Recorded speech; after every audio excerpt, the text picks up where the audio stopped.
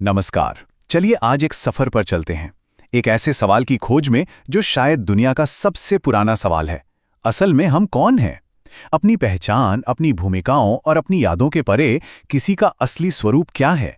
आज हमारा गाइड होगा वेदांत का प्राचीन ज्ञान, जो हमें हमारे असली स्व की ओर ले जाएगा। जरा एक पल के लिए सोचिए, कोई इंसान क्या सिर्फ अपना नाम है, अपनी नौकरी, या फिर ये शरीर जो हर पल बदल रहा है? वेदांत हमें इससे भी ज्यादा गहराई में झांकने को कहता है। वो बताता है कि हमारा असली स्वरूप कुछ ऐसा है जो इन सारे बदलावों के बीच भी कभी नहीं बदलता, जो इन सबका बस साक्षी है, देखने वाला। आज हम इसी रहस्य में उतरने वाले हैं। तो सवाल यह है कि ये खोज शुरू कहाँ से करें।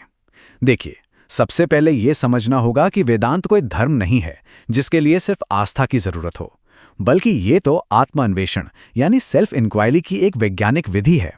एक ऐसा फ्रेमवर्क है जो हमें सबसे बड़े सवाल का जवाब खुद अपने अंदर खोजने का एक सिस्टमैटिक तरीका देता है। वेदांत, इस शब्द का मतलब क्या है? इसका मतलब है वेदों का अंत। पर यह अंत का मतलब दी एंड नहीं है, बल्कि इसका मतलब है शिखर या सार। ये उपनिषद, भगवद गीता और ब्रह्म सूत्र जैसे महान ग्रंथों में जो ज्ञान है, ये उसका निचोड़ है, उसकी क्रीम है। तो वेदांत की पूरी इमारत ना दो मजबूत खंभों पर खड़ी है। पहला कि किसी का भी सच्चा स्वरूप ये शरीर या ये मन नहीं है, क्योंकि ये दोनों तो लगातार बदलते रहते हैं। और दूसरा कि परम सत्य यानी अल्टीमेट रियलिटी सिर्फ एक है और वो कभी नहीं बदलती। बिल्कुल वैसे ही जैसे आसमान में बादल आते जाते रहते हैं, पर उनके पीछे का नीला आकाश हमेशा वैसा का वैसा ही रहता है।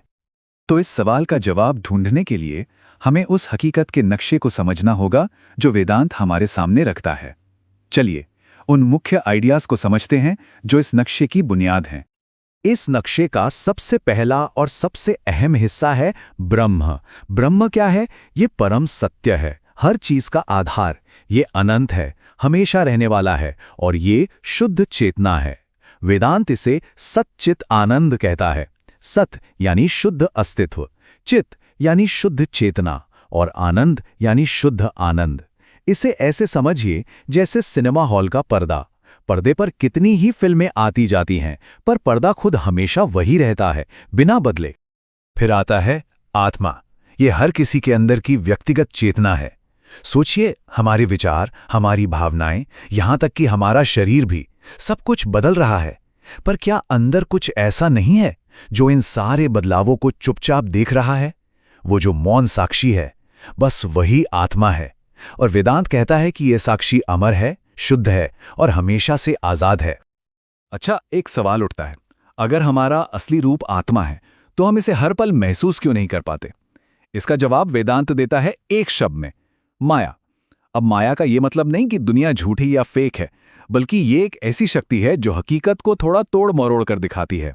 ये दो काम करती है। एक, ये सच को ढक देती है, जैसे बादल सूरज को छिपा लेते हैं। और दूसरा, ये उसकी जगह कुछ और दिखाती है, जैसे कोई सपना जो उस वक्त बिल्कुल सच लगता है। हमारे सिनेमा वाले उदाहरण में माया ही वो चीज है जो हमें ये भुला देती है कि हम पर्दा देख रहे हैं, और हमें यकीन दिला देती है कि पर्दे पर चल रही फिल्म ही असली है। तो इससे ना हकीकत के दो लेवल साफ हो जाते हैं। एक तरफ है ब्रह्म, जो परम सत्य है, अपरिवर्तनशील, यानी हमारा सिनेमा का पर्दा। और दूसरी तरफ है ये जगत, यानी वो दुनिया जिसे हम अनुभव करते हैं, जो उस पर्दे पर चल रही फिल्म की तरह लगातार बदल रही है। ये दुनिया प्रैक्टिकल लेवल पर सच है, लेकिन ये परम सत्य नहीं है। और अब आता है वेदांत का सबसे बड़ा, सबसे गहरा खुलासा, वो बात जिसके लिए ये पूरी खोज की जाती है। वेदांत ये घोषणा करता है कि आत्मा यानी हमारे अंदर की चेतना और ब्रह्म यानी वो परम चेतना दो अलग अलग चीजें हैं ही नहीं, वो एक ही हैं। जैसे पानी की एक बूंद समंदर से अलग नहीं होती, हमारा सच्चा स्वरूप ही वो परम सत्य है। अब ये बात सुनने में जितनी सीधी लगती है, उतनी ही गहरी है। तो सदियों से बड़े बड़े दार्शनिकों ने इस पर विचार किया है कि व्यक्ति और उस परम सत्य का रिश्ता असल में है कैसा, और इसी से वेदांत दर्शन की तीन बड़ी शाखाएं निकली। ये तीन मुख्य धाराएं हैं। पहली है अद्वैत, जिसे शंकराचार्य ने सिखाया। इसका सीधा मतलब है दो नहीं, एक। ये कहता है कि आत्मा और ब्रह्म पूरी तरह से एक हैं, लहर समंदर के अलावा और कुछ भी नहीं है। दूसरी है रामानुजाचार्य की विशिष्टाद्वैत। यहाँ आत्मा ईश्वर का एक हिस्सा है, जैसे एक सेल हमारे शरीर का हिस्सा होता है, अलग भी है पर शरीर से जुड़ा भी है। और तीसरी है मध्वाचार्य की द्वैत, जिसका मतलब है दो।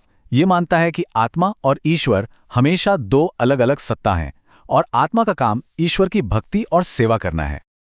चलिए, ये सारी थ्योरी तो बहुत दिलचस्प है, लेकिन वेदांत सिर्फ दिमागी कसरत नहीं है।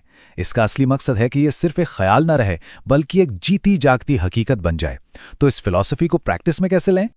वेदांत इसके लिए एक बहुत ही साफ रास्ता बताता है, जिसमें 3 कदम है। पहला कदम है श्रवण, यानी किसी सही सोर्स से इन टीचिंग्स को ध्यान से सुनना। दूसरा कदम है मनन, जो सुना है उस पर गहराई से सोचना, सवाल करना और अपने सारे डाउट्स को तर्क से दूर करना। और आखिरी और सबसे जरूरी कदम है निधिध्यासन, यानी गहरा ध्यान, जहां दिमागी समझ एक डायरेक्ट पर्सनल अनुभव बन जाती है। यहीं पर नॉलेज विजडम में बदल जाती है। ठीक है, ये सब हजारों साल पुरानी बातें हैं। आज की इस भागदौड़ भरी जिंदगी में इसका क्या काम? क्या ये सिर्फ किताबों की बातें हैं या इसका सच में कोई फायदा है? चलिए देखते हैं कि ये ज्ञान आज शायद पहले से भी ज्यादा जरूरी क्यों है। जब हम अपनी पहचान अपने बदलते हुए विचारों और इमोशन से हटाकर उस शांत चेतना से जोड़ना शुरू करते हैं, तो जिंदगी में गजब के बदलाव आते हैं। तनाव और बेचैनी अपने आप कम होने लगती है, क्योंकि हमें एहसास होता है कि हम मन के तूफान नहीं, बल्कि वो आसमान है जिसमें ये तूफान आते जाते हैं। मौत का डर कमजोर पड़ जाता है, क्योंकि हमें अपनी अमरता का एहसास होता है। हमारे रिश्ते बेहतर हो जाते हैं, क्योंकि हम दूसरों में भी उसी चेतना को देखने लगते हैं। और इन सब से एक ऐसा आत्मविश्वास और एक ऐसी गहरी स्थायी शांति मिलती है जो किसी बाहरी चीज पर निर्भर नहीं करती। आखिर में वेदांत जिंदगी को देखने का पूरा नजरिया ही बदल देता है। जिंदगी कोई मुश्किल पहेली नहीं रह जाती जिसे सुलझाना है, बल्कि ये चेतना का एक उत्सव बन जाती है, एक सेलिब्रेशन। मकसद सिर्फ जिंदा रहना नहीं, बल्कि असल में जीना बन जाता है। ये पूरी खोज जिसका जिक्र हमने आज किया, वो उपनिषदों के एक महावाक्य में आकर पूरी होती है, अहम ब्रह्मास्मि, जिसका सीधा सा अर्थ है मैं ब्रह्म हूं। ये वो आखिरी एहसास है कि व्यक्तिगत स्व कभी उस परम सत्य से अलग था ही नहीं। तो इस एक विचार के साथ इस चर्चा को यहीं छोड़ते हैं। हम अक्सर अपनी जिंदगी इस सवाल में गुजार देते हैं कि मुझे क्या करना चाहिए। सोचिए क्या बदलेगा फैसलों में, रिश्तों में, मन की शांति में, अगर इसकी जगह बुनियादी सवाल ये हो जाए, मैं वास्तव में कौन हूं?